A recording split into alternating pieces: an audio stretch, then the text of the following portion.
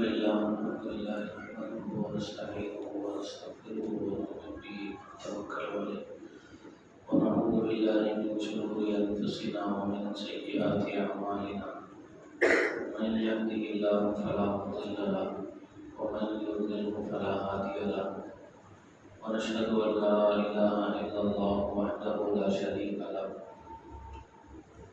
ونشهد أن سيدنا وسندنا ونبينا ومولانا محمدا عبده ورسوله أما بعد فأعوذ بالله من الشيطان الرجيم بسم الله الرحمن الرحيم ومن يتوكل على الله فهو حسبه صدق الله العظيم. معزز سامعین کرام، عزیز ساتھیوں و دوستوں، ایمان والے کا ایمان ہے کہ اللہ تعالیٰ کی مرضی کے بغیر دنیا میں کوئی بھی چیز وجود میں نہیں آ سکتی. ان کی مرضی کے بغیر کوئی پتا درخت سے نہیں گر سکتا. ان کی مرضی کے بغیر کوئی کسی کو نقصان پہنچانا چاہے تو نقصان نہیں پہنچا سکتا. ان کی مرضی کے بغیر کوئی کسی کو فائدہ پہنچانا چاہے تو فائدہ نہیں پہنچا سکتا. ایک ایمان والے کا ایمان ہوتا ہے، اس کا یقین ہوتا ہے کہ کرنے والی ذات اللہ کی ہے. اللہ کی مرضی کے بغیر، ان کے منشا کے بغیر دنیا میں نہ کسی کو کچھ فائدہ پہنچ سکتا ہے، نہ کسی کو کچھ نقصان پہنچ سکتا ہے. اسی وجہ سے ایمان والے کو کامل یقین اور اعتماد اللہ کی ذات پہ ہونا چاہیے. اس کا بھروسہ مکمل اللہ کی ذات پہ ہونا چاہیے کہ جب تک اللہ کی مرضی شامل حال نہیں ہوگی، نہ مجھے کوئی دنیاوی فائدہ پہنچ سکتا ہے، نہ کوئی اخروی فائدہ پہنچ سکتا ہے. جب تک ان کی مرضی شامل حال نہیں ہوگی، نہ مجھے کوئی دنیاوی نقصان پہنچ سکتا ہے، نہ اخروی نقصان پہنچ سکتا ہے.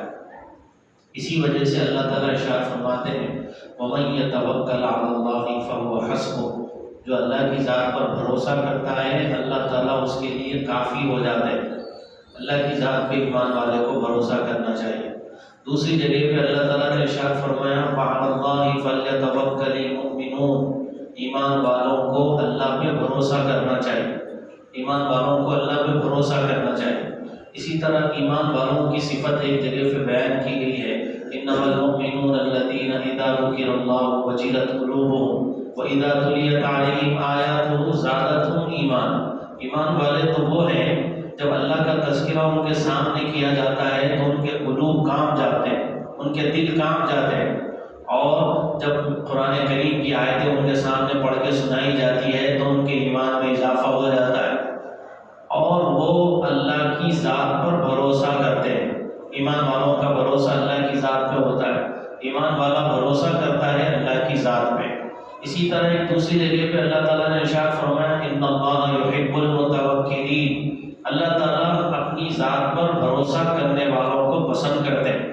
اللہ تعالیٰ پہ جو بھروسہ کرتا ہے، اللہ کی ذات پہ جو اعتماد کرتا ہے، اللہ کی ذات پہ کامل یقین جس کا ہوتا ہے، ایسے بندوں کو اللہ تعالیٰ پسند کرتے ہیں. اور بے شمار قرآن کریم میں آپ دیکھیں گے آیتیں ایسی ملیں گی جن میں یہ مضمون بیان کیا گیا ہے کہ اللہ تعالیٰ کو ایمان والوں میں وہ بندے پسند ہیں جو اللہ کی ذات پر کامل اعتماد اور بھروسہ کرتے ہیں.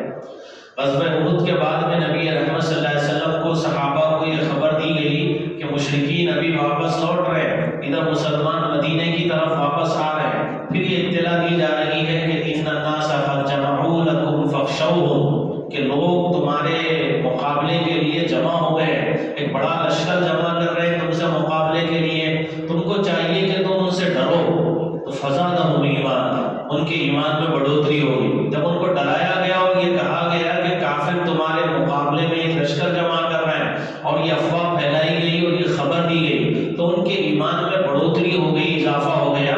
اور انہوں نے جو جملہ کہا وہ یہ ہے حسبنا اللہ ونعم الوکیل، اللہ ہمارے لیے کافی ہے اور اللہ تعالیٰ بہترین کاموں کے بنانے والے ہیں. اللہ ہمارے لیے کافی ہے اور اللہ تعالیٰ بہترین کاموں کے بنانے والے ہیں. تو قرآن کریم میں ہم دیکھیں گے تو بے شمار جگہوں پر یہ مضمون بیان کیا جاتا ہے کہ ایک ایمان والے کا بھروسہ اللہ کی ذات پہ ہوتا ہے. ایک ایمان والے کا بھروسہ اللہ کی ذات پہ ہوتا ہے، وہ اللہ کی ذات پہ کامل یقین کرتا ہے اور اللہ کی ذات پر کامل بھروسہ کرتا ہے. اور قرآن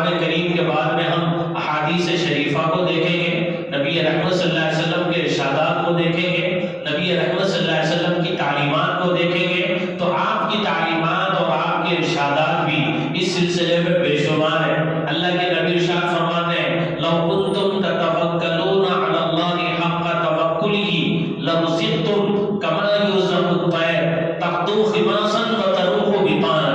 اللہ کے نبی ارشاد فرماتے ہیں اگر تم اللہ کی ذات پہ ایسا بھروسہ کرنے لگو جیسا کہ پرندے اللہ کی ذات پہ بھروسہ کرتے ہیں تو اللہ تعالیٰ تم کو ایسے روزی دیں گے جیسا کہ پرندوں کو روزی دیتے ہیں۔ صبح پرندے جاتے ہیں تو خالی پیٹ ہوتے ہیں، شام کے وقت آتے ہیں تو پیٹ بھر کے آتے ہیں اور اپنے چونچوں میں دانے لے کے آتے ہیں اپنے بچوں کے لیے، چوزوں کے لیے۔ تو یہ اللہ کی ذات پہ ان کو بھروسہ ہوتا ہے۔ اللہ تعالیٰ یہ کہہ رہے ہیں کہ اگر اللہ کے نبی یہ کہہ رہے ہیں کہ اگر ایمان والے بھی اللہ کی ذات پہ ایسا بھروسہ کرنے لگے جیسا بھروسہ کہ پرندے اللہ کی ذات پہ کرتے ہیں تو اللہ تعالیٰ ان کو بھی ایسے روزی دیں گے جیسا کہ پرندوں کو روزی دیتے ہیں۔ صبح جاتے ہیں خالی پیٹ اور شام کے وقت آتے ہیں تو ان کا پیٹ بھرا ہوا ہوتا ہے۔ اسی طرح نبی رحمت صلی اللہ علیہ وسلم کو معراج کے واقعے میں کئی امتیں بتائی گئی، اس میں ایک امت کو دیکھنے کے بعد میں نبی رحمت صلی اللہ علیہ وسلم سے کہا گیا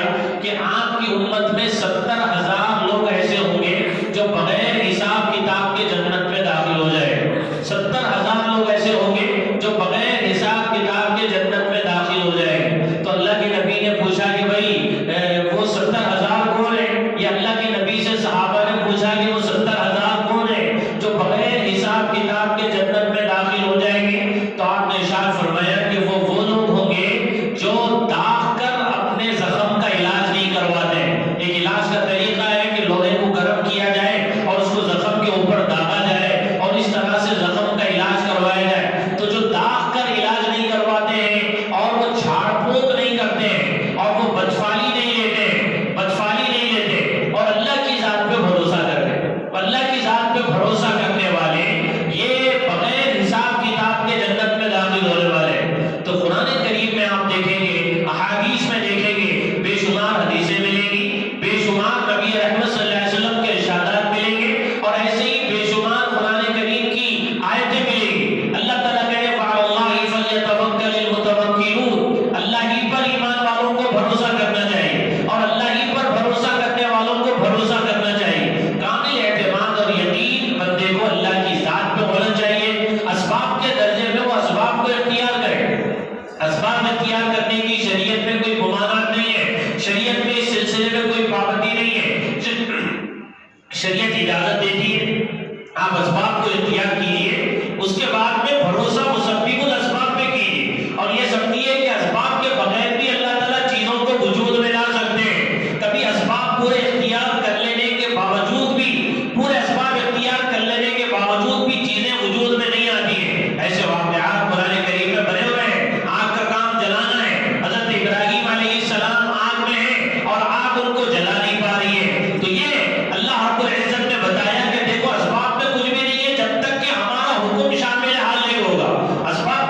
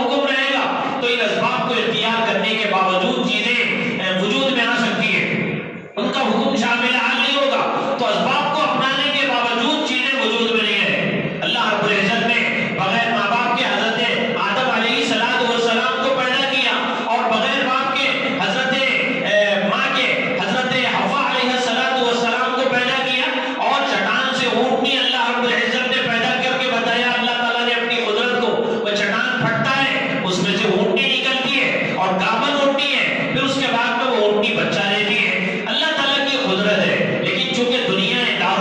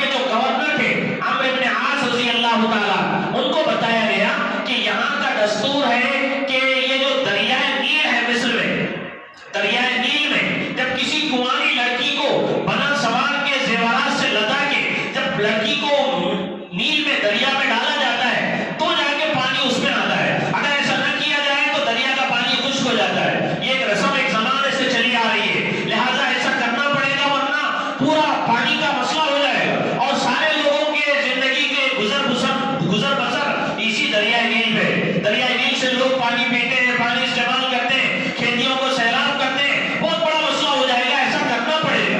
تو انہوں نے کہا کہ بھائی شریعت تو اس کی اجازت نہیں دیتی، یہ تمہاری رسم ہوگی، لیکن ہماری شریعت میں ایمان والا اللہ کی ذات پہ بھروسہ کرتا ہے اور اللہ سے مانتا ہے، ایسا کچھ بھی نہیں کرتا ہے. میں امیر المومنین سے مشورہ کرتا ہوں. انہوں نے خط لکھا، حضرت سیدنا عمر رضی اللہ تعالیٰ عنہ کو خط پہنچا. حضرت عمر رضی اللہ تعالیٰ عنہ کے بعد پاس انہوں نے خط کا جواب لکھا اور خط کا جواب لکھ کے چٹھی لکھی اور کہا کہ چٹھی دریائے نیل میں ڈال دی جائے. وہ خط پہنچا حضرت عمرو بن عاص رضی اللہ تعالیٰ عنہ کی خدمت میں. اس خط میں لکھا ہوا تھا اللہ کے بندے عمر کی طرف سے دریائے نیل کے نام یہ خط ہے.